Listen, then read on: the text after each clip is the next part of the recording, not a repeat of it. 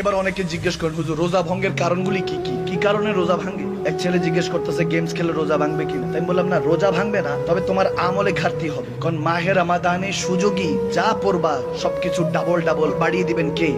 রোজা ভাঙের কারণগুলি বলে দিয়ে যাচ্ছে, মুখস্থ করেন। যদি মুখস্থ না থাকে অনলাইনে চলে যাবে, ওখান থেকে শুনে নেবেন। রোজা ভাঙার 18টি কারণ ইমামগণরা ফতুয়া দিয়েছেন, গভীর ভাবে খেয়াল করতে হবে। এই 18টি কারণ হলে রোজা ভাঙবে, নয়তো বা 18টি কারণ তার মধ্যে না পাওয়া গেলে রোজা থাকবে। সুবহানাল্লাহ।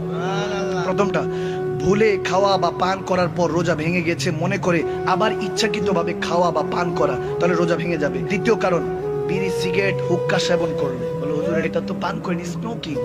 দুয়া আইসে আর গেছে, কোনো পানিও না খানাও না, তাদের জন্য বলছি সিগারেট পান করলে তোমাদের রোজা ভেঙে যাবে। তৃতীয়, কাঁচা কোনো চাল, আটার খামির বা একত্রে অনেক লবণ খেলে রোজা ভেঙে যাবে।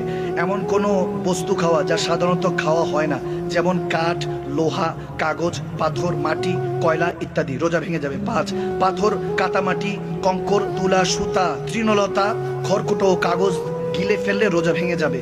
6, নিজের থুতু হাতে নিয়ে গিলে ফেললে রোজা ভেঙে যাবে।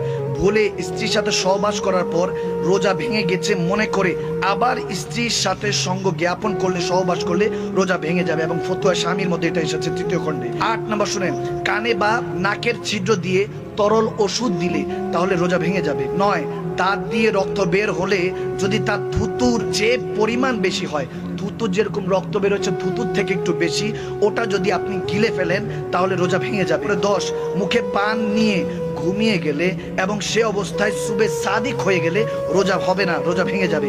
11, মাস্টারবেশন বলে হস্তমৈথুন করলে রোজা ভেঙে যাবে। 12, রোজা স্মরণ থাকা অবস্থায় কুলি কিংবা নাকে পানি দেওয়ার সময় কণ্ঠনালীতে পানি চলে গেলে, অর্থাৎ যখন অজু করব আস্তে করে এতটুকু ধুবো, যদি বেশি চলে যায় তাহলে রোজা ভেঙে যাবে।